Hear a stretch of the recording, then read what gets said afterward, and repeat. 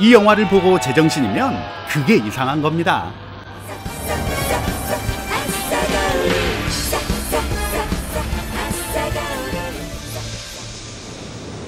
외딴 섬에 있는 한 비밀 연구소에서 정체 모를 괴물이 나타납니다.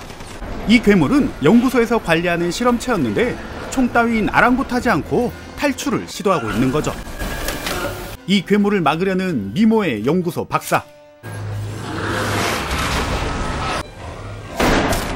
연구소 박사는 특수한 총알을 쏘게 되지만 형편없는 사격 실력으로 괴물을 놓치고 맙니다.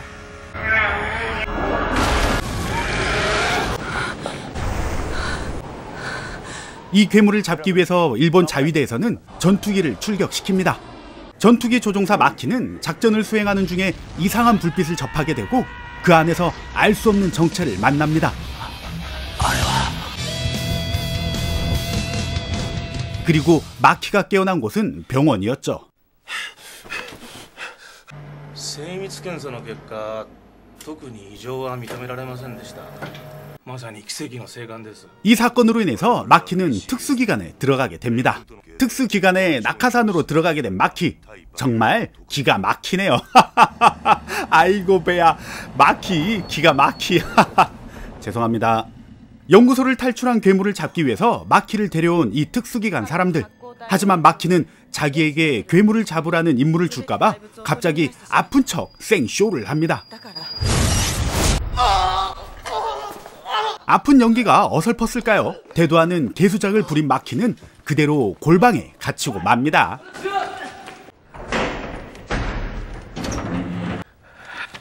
그런데 이때 연구소를 탈출한 괴물이 이곳으로 쳐들어옵니다. 분주히 움직이는 군인들.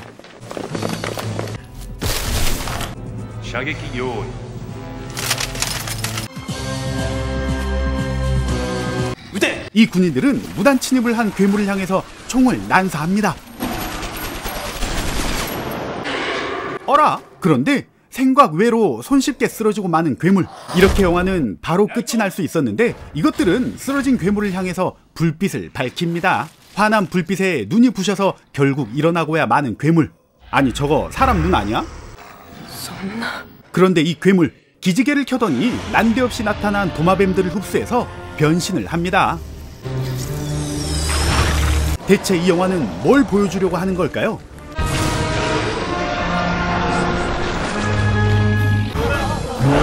주인공이 아닌 괴물이 출연 분량을 너무 많이 확보하자 진짜 주인공 마키는 자기의 출연 분량 확보를 위해서 골방에 철문을 박차고 개 똥폼을 잡고 나옵니다.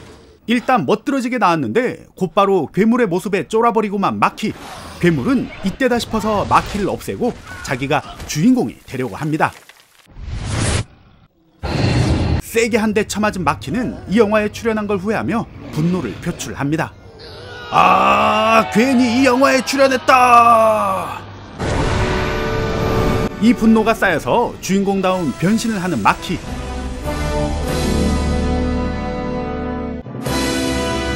이제 이 둘은 주인공 자리를 놓고 신명나게 싸우기 시작합니다. 하지만 마키는 변신만 할 줄 알았지 싸움 실력이 늘지는 않았습니다. 그대로 괴물에게 져 터지고 마는 마키.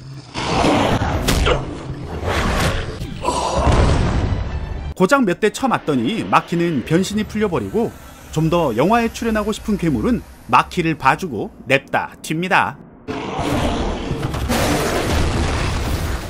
이 정도면 마키가 죽고 영화가 그냥 끝났어도 괜찮은데 기어이 꾸역꾸역 살아남은 마키. 사실 이 특수기관 사람들은 괴물을 끌어들이기 위해서 마키를 인질로 이용해 먹었던 거죠. 제대로 된 애들이 단 한 명도 없는 이 영화. 이러는 와중에도 괴물은 출연 분량을 확실히 챙깁니다.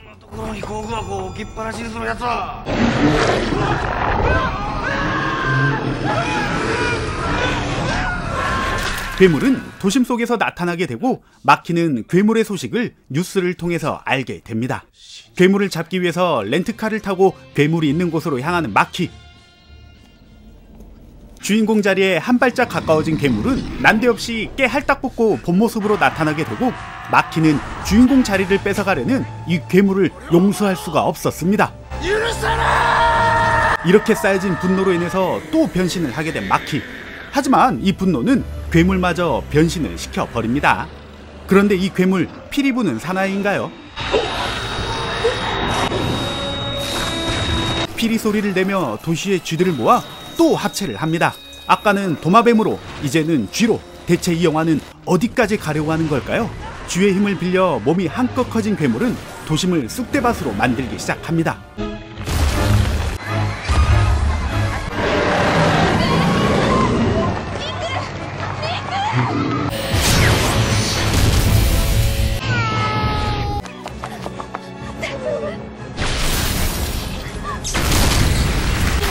지금까지 뭐하고 있었는지 모르겠지만 이제서야 뛰어오는 마키. 그는 영화 처음으로 주인공다운 모습을 선보입니다.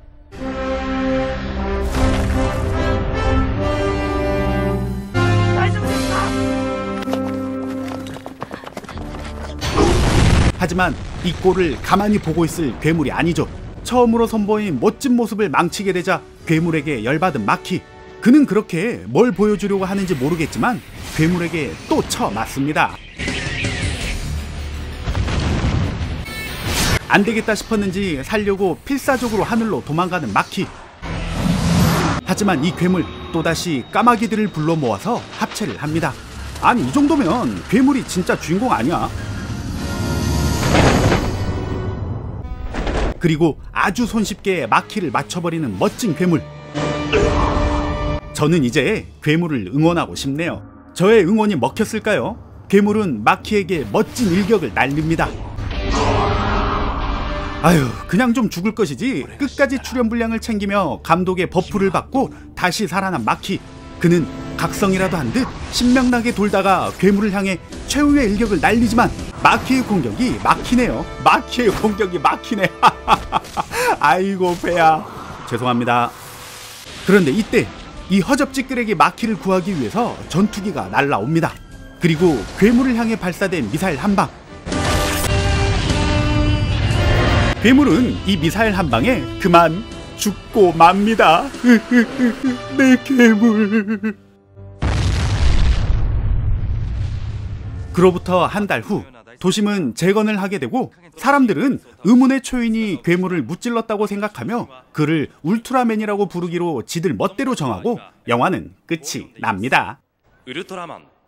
아싸 가오리의 리뷰를 재미있게 잘 보셨나요? 우리의 어릴 적 동심과 꿈을 제대로 파괴한 이 작품은 2004년도에 만들어진 울트라맨 넥스트라는 작품입니다. 일본 최고의 캐릭터 중 하나인 울트라맨은 만화와 영화, TV 드라마, 애니메이션까지 셀 수 없을 정도로 많은 작품들이 있죠. 이 작품에는 두 가지 버전의 울트라맨이 나옵니다. 처음 나왔던 울트라맨은 앙팡스라고 해서 신장 10m, 체중 2.5톤의 미발달된 울트라맨이 나와서 괴물에게 뚝까 쳐맞았었고, 도심 속에서 나온 울트라맨은 앙팡스가 변신을 해서 완전체가 된 울트라맨 주넥스가 나왔습니다. 주넥스는 신장 40m, 체중 26,000톤의 초음속 비행이 가능하며 팔에선 예리한 광선인 엘보 커터 스트라토스 엣지가 발사됩니다. 알게머람, 변신을 해도 쳐맞더만. 이런 변신. 남자 주인공은 베쇼 테츠아라는 배우가 맡았습니다. 그는 게이오기주쿠 대학교 법학과 출신으로 1987년 뮤지컬 판타스틱스로 데뷔를 했습니다. 데뷔 당시 키가 186cm, 법학과 출신, 그리고 훤칠한 외모로 많은 인기를 끌었습니다. 뭐 저랑 비슷하네요.